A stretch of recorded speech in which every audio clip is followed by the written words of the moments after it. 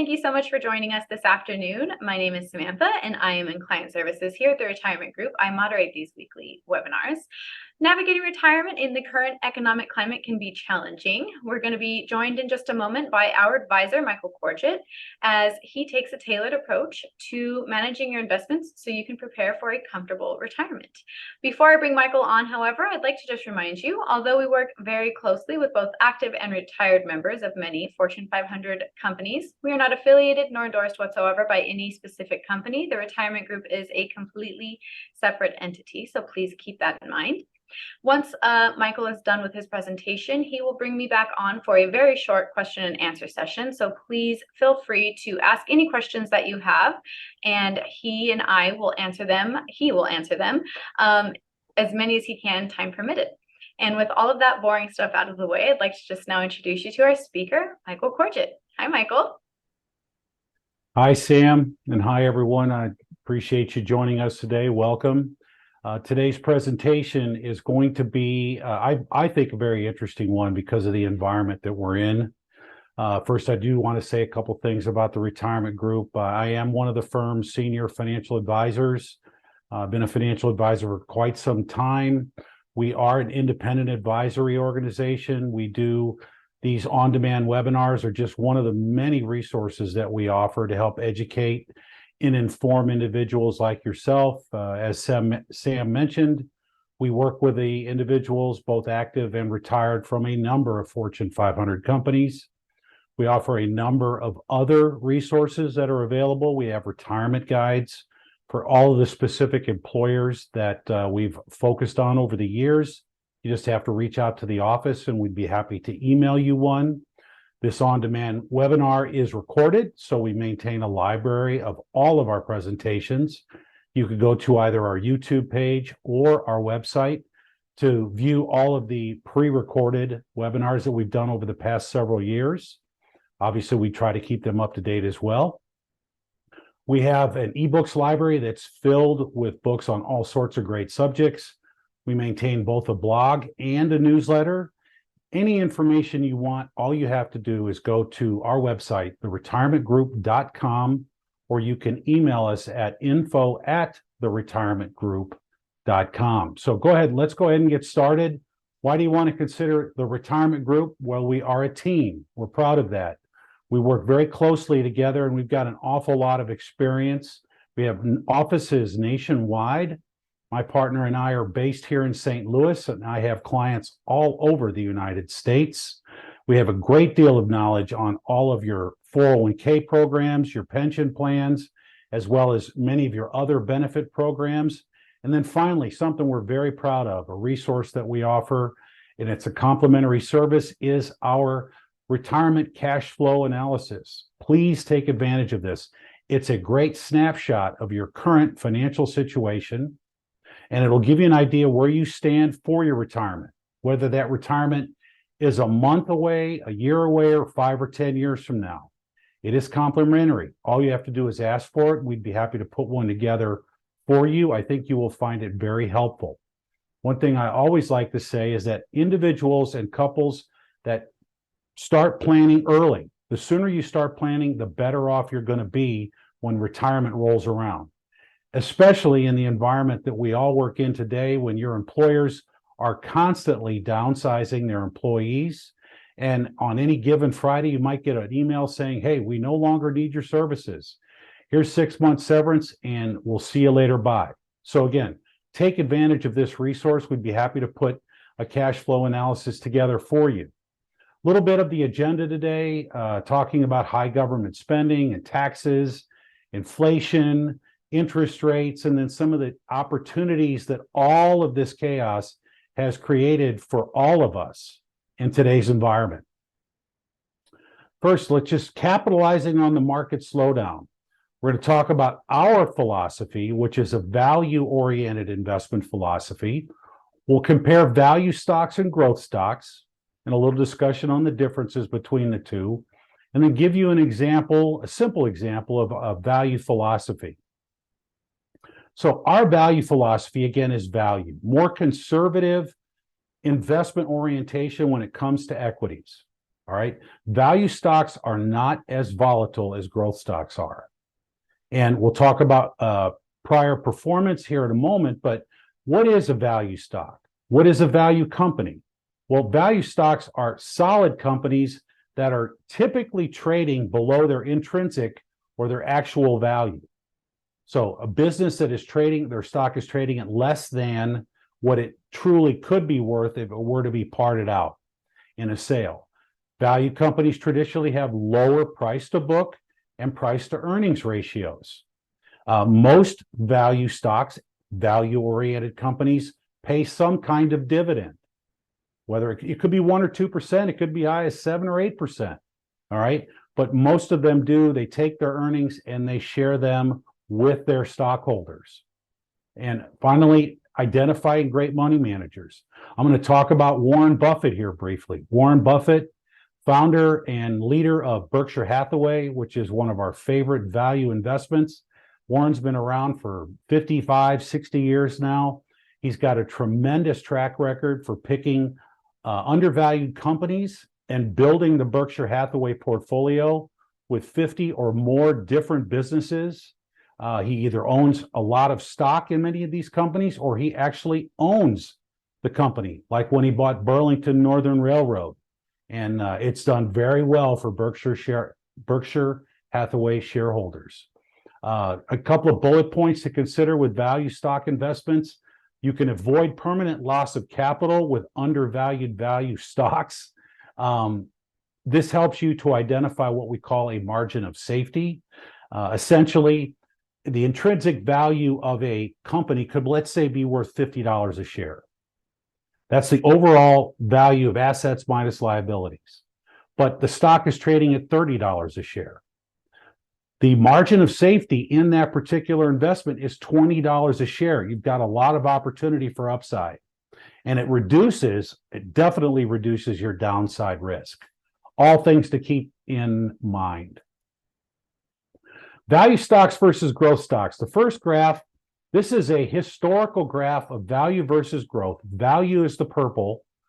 The growth stocks are the orange line. This goes back almost 30 years. And as you can see, it's up and down, up and down, up and down. The average rate of return between value stocks and growth stocks is less than 0.25% over this 40-year period of time. It's just that you got there with less volatility considering value stocks versus the more volatile growth stocks. And then this next slide talks about, this is just a perfect example of how volatile growth stocks are. Last year, value stocks were down a lot less than growth stocks were. The Vanguard Value Index, the VTV ETF, was down less than 5% last year, whereas the NASDAQ 100 growth market was down 35% last year. That's the difference. That's the roller coaster ride. That's the significance of the volatility between growth and value. Can you stomach this kind of volatility? Well, hey, if you're not anywhere near retirement, maybe it makes more sense. But most of the individuals and couples that we work with are closer to retirement and don't want this kind of volatility in their retirement asset portfolio. A quote by Charlie Boborinsky. I never get his name spelled right, but Charlie is one of the founders of the Ariel Investments Fund, and he's been in the business for over 40 years. Simply stated, you could go back all the way to the Great Depression in 1926, and value has beaten growth stocks for every rolling 10-year period of time, except for the last 10 years. So value historically has done better than growth, except for in recent history. That doesn't mean it won't change, but I have a good feeling, and more than likely it will reverse to the mean and value will become a smarter, longer-term investment versus a year-to-year type of investment, which is what growth stocks and how growth stocks are looked upon. Here's a simple example of a value philosophy, and it's just thinking about buying a stock is like buying a small business. Here we've got a flower delivery business that's for sale. The business is business owner's asking $200,000 for the business. All right. Book value is assets less liabilities. Business has no debt. He owns 5 delivery trucks that are worth $160,000. He's got inventory of $10,000. So the book value of the business is $170,000. I'm going to pay $200,000 for it. But bottom line, the most important thing is this business generates $30,000 in free cash flow in any given year. And that's a 15% rate of return on my $200,000 investment. That's a value stock. That's a value business. It generates a lot of free cash flow. It can pay dividends as well. And it just makes more sense. I like to say value investments are more of the older economy companies that have been around forever. And growth stocks are much more of the newer economy companies. Not all of them, but many of those newer economy companies.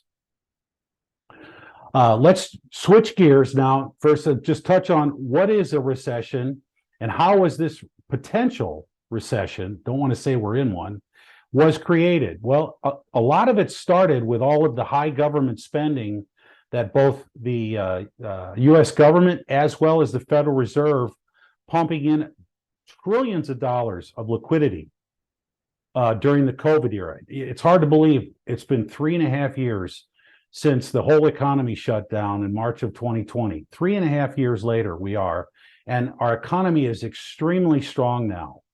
But it's gotten so strong that we've got some pretty significant inflation. And last summer, core inflation peaked out at over 9% year over year.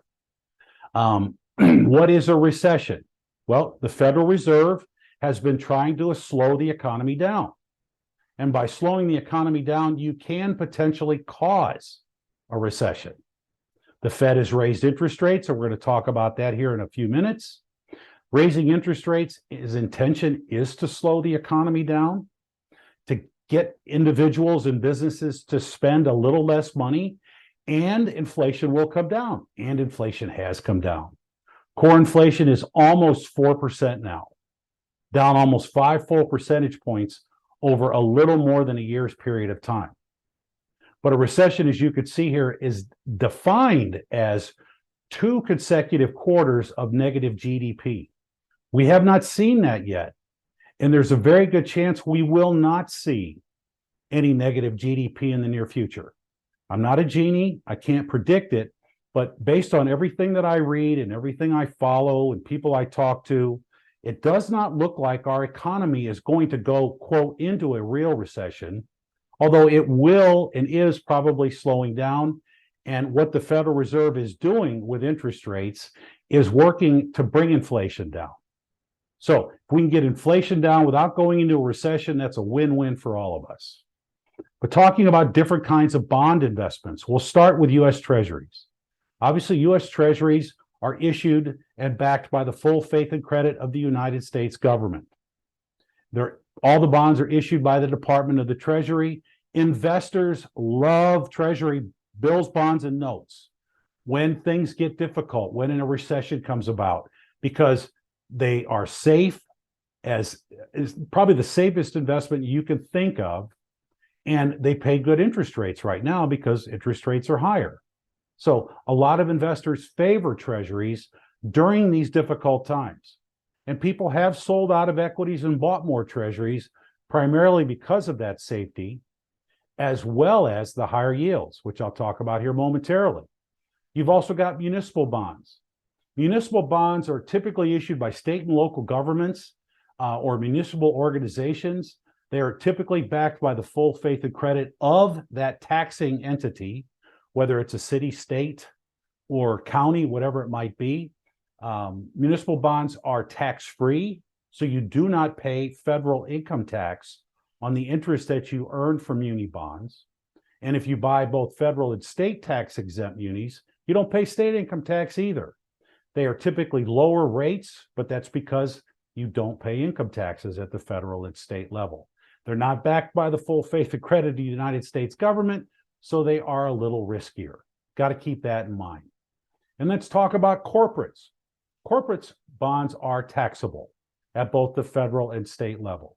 These bonds offer greater yields, but they also offer a little bit more risk because they're issued by corporations. Now, there's a lot of great corporate bonds out there because there's a lot of great corporations out there. You want to consider when you do invest in corporate bonds, looking for higher quality, AAA, AA, or single A ratings versus higher yield, which is triple B or double B and lower in the bond hierarchy. So higher credit, higher quality bonds are going to be safer when issued by these corporations. The benefits of bonds in general during a recession, I've talked about most of that, but bottom line, bond investments do one thing that a lot of other investments don't do, and that's give you a steady stream of fixed income based on whatever the coupon rate is on a bond. If you buy a 4% 10-year treasury right now, you're going to get 4% until that 10-year treasury bond matures, come hell or high water. The underlying value of the bond goes up and down based on what interest rates do. And bonds become more in demand because stocks during a recession, well, it's a little riskier. All right. Now, good businesses are going to get through recessions, but businesses that are in a lesser state, all right, they're just not as solid a company, or they've got a lot of debt. You know, you might want to stay away from those sorts of bonds. I guess I got ahead of myself here, but a corporate bond that proposes more credit risk is the higher yielding, more indebted companies out there, or many of these bonds used to be called junk bonds. We like to refer to them as higher yield bonds. They pay a higher coupon. They're lower in the capital structure of a business. You got to keep in mind that corporate bonds are secure, more secure, because they are ahead of stocks in times when a business might go out of business and be liquidated. So bonds are ahead of stocks in that scenario. So keep that in mind. And as far as bonds in general, again, you want to invest in higher quality corporate bonds just because there's a lot less chance that the underlying value of those bonds is going to decrease or essentially default. How to manage bonds in a recession? Well, bond duration, that's a big deal. Bond duration is essentially, I talked about a 10-year treasury. A 10-year treasury has a duration of 10 years. A 2-year treasury has a duration of 2 years. A 30-year bond is 30 years. During times of recession and times of volatility, you want to shorten your duration and invest in bonds that are, let's just say less than 5 years in duration. The underlying principle or the value of the bond is affected by interest rate movements. And the longer the duration on any bond is, so the difference between a 10 and a 30-year bond, that's a lot of duration difference, 20 years.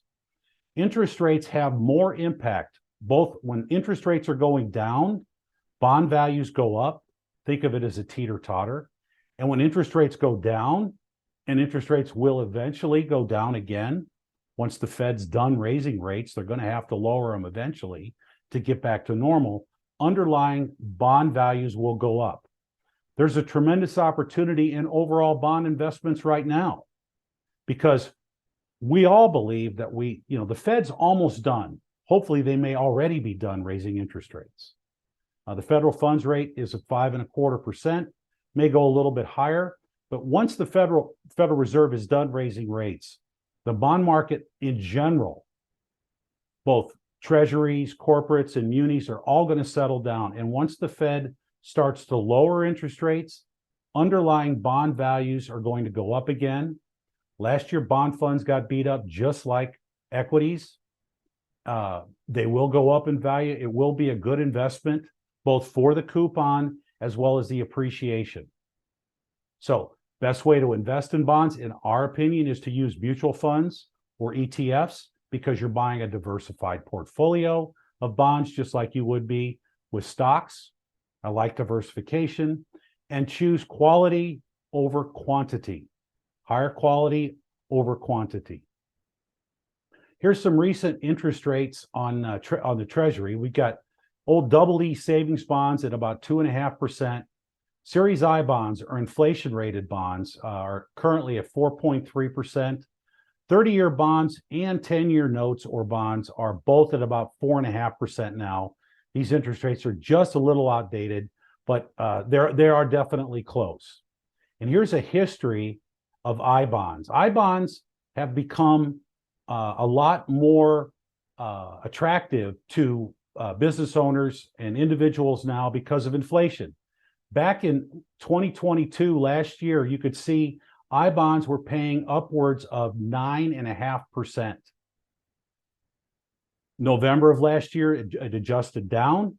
These rates are adjusted every 6 months, almost said years.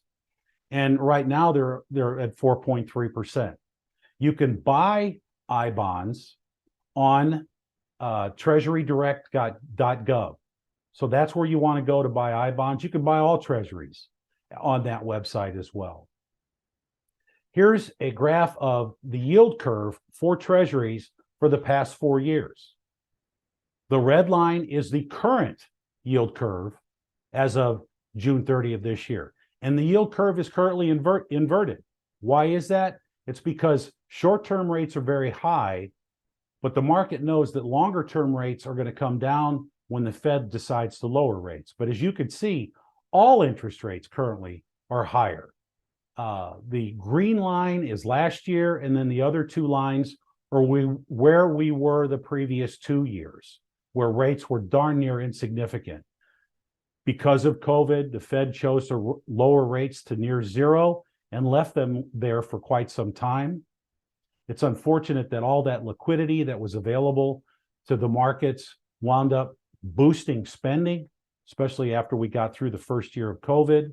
Everybody wanted to buy everything once we got all the supply chain issues worked out, and almost all products and services jumped very quickly. As I'm sure you're well aware, when you go to the grocery store or pay your utility bills or even try and buy a new home right now.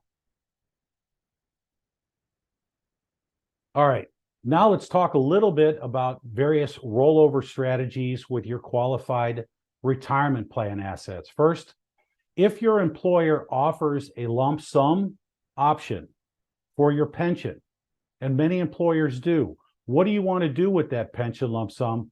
And also, what do you want to do with your 401k? Well, you definitely want to keep that tax-deferred status of those assets. And it's smart to roll all those assets over into an individual retirement account and out of the corporate plans. You control an IRA. You definitely control the investments, which is where certainly we can help as well. And there's no taxes based on the rollover. You're only taxed on withdrawals from your IRA or any qualified plan assets when you take money out of the IRA. And you can have taxes withheld. There are also potential penalties if you withdraw money from your IRA prior to 59.5, or in many cases prior to 55 if you have a 401k balance. This is a little discussion on the spillover, or what we like to call the spillover IRA. What you see here is essentially you can put up to $30,000 a year into a 401k. $22,500 is the max if you're under the age of 50. And then you could do a catch-up contribution of an additional $7,500. But many employers allow you to put more into your 401k. And in this case, this year, you could put up to $66,000 without the catch-up or $73,500 with the catch-up. So for those of you who can afford to set aside more money for your retirement, you could put after-tax money in as well as the pre-tax money. The after-tax money, obviously you've already paid taxes on it, but annually you can take those funds out and roll them into a Roth IRA. This is an indirect way to contribute to a Roth IRA. And then from that point forward, those dollars grow tax-free. You'll never pay taxes on any of the growth in those assets. Not all employers offer this. Several of them do. Reach out to the office. We'd be happy to tell you if your employer does or does not allow this particular opportunity, but it is definitely a great opportunity if you can afford to set more money aside. So I've talked about a lot today, and I do really appreciate everyone's attention. I'll circle back around to having a plan. 75% of Americans over the age of 50 don't have one. I used to quote a statistic, and I think it's still true. Many Americans spend more time planning a 2-week vacation than they do their own retirement. So take advantage of that, of our complimentary retirement cash flow analysis. Let us put one of these together for you. All right. You could schedule a meeting by scanning the QR code here on the left. You could schedule a meeting with myself or one of my colleagues. You could definitely check out our LinkedIn page by scanning the QR code on the right. I mentioned our email address earlier, info@theretirementgroup.com. And you can phone our office at 1-800-900-5867. So with all that said, I hope this has been helpful and interesting. I'm very passionate about a lot of these things, and I love talking about them. So I'm going to go ahead and hand the presentation off back to Sam and see what kind of questions we've got. Sam? Hey, Michael. Yes, we got quite a few questions. We're going to try to answer as many as we can, time permitted, obviously. This first one, Michael, why are value stocks often more resilient than growth stocks in times of high inflation? That's a great question. Value stocks are obviously older economy type companies that have been around for a while, companies that are well established. That's a key. Businesses that are well established can do better and have less issues during volatile times, whether it's inflationary or high interest rates or both. So they have historically always been stabler investments than growth stocks, especially during difficult times like what we've been through the last couple of years. All righty, thank you. Okay, number 2, are value stocks suitable for retirees? Oh, definitely. As I mentioned earlier, we here at the Retirement Group focus more on value investments than growth stocks. Not saying growth stocks are bad, but I personally just like less volatility, more stability with value investments. Value stocks pay dividends in many cases. It's just, they're better off for people because, think of that slide I showed you where the value index was down 4.5% and the growth index was down 34%. What if you retired at the beginning of 22 and had all your money in growth stocks? Could you stomach a 35% decline in your portfolio? I don't think so. I know I don't want to, and I'm still working. So value stocks are definitely stabler investments, and they do pay income in many cases while you're waiting for the appreciation in the underlying price of the stock.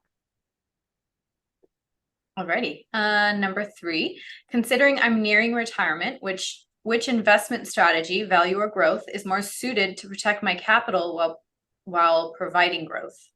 That's another great question, and just another reiteration of what I've said already.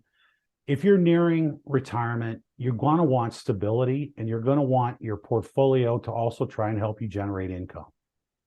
Between value-oriented equities and fixed income investments, you'll solve all those issues.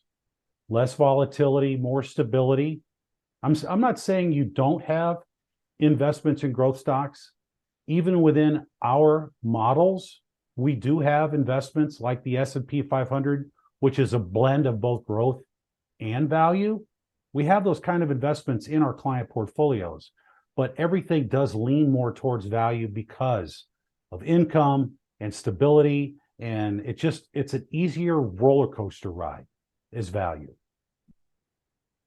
Alrighty, we're going to answer one more. We're running out of time here, Michael, but Okay. We'd like to remind you guys that if you have any questions we did not get the opportunity to answer today, please feel free to use that link and book an appointment with Michael or one of his colleagues to speak further on any concerns you may have. Michael, last one. How do value and growth stocks typically respond to economic downturns? And how can I ensure my portfolio, is balanced to handle potential future recessions? That's another great question. And I'll refer to the slide where I showed you where value was down 4.5 and growth was down 35%. In volatile times, people will flee growth stocks and go into treasury bonds and value-oriented investments. It's simply, I can't say it enough, working with retirees for the past 30 years, I personally like to sleep at night as well as I want my clients to be able to sleep at night. And value-oriented investments are just less volatile. Businesses are more stable. A lot of these stocks pay dividends, so you get paid while you're waiting, whereas growth stocks don't. All right. Growth stocks are typically, like I said, newer economy, leading edge technologies, these sorts of things. Yeah, everybody wants them in the beginning. But I'll tell you what, in tough times, recessionary times, high interest rate times, Lord only knows what the next geopolitical risk is out there. I mean, heck, there's a war that was started 18 months ago in Eastern Europe. You just never know. People will want to run away from growth stocks and they will go to value just because of the stability. So I hope that helped. Thanks, Michael. That was all we had time for today. Do you have any closing statements before we go? I really appreciate everyone's attention today. I hope this was helpful. I'd look forward to speaking to any and all of you at any point. But we here at the Retirement Group really look forward to helping anyone who would like some help. Just reach out to our office. Thanks and have a great day. Thank you. Thanks, Michael.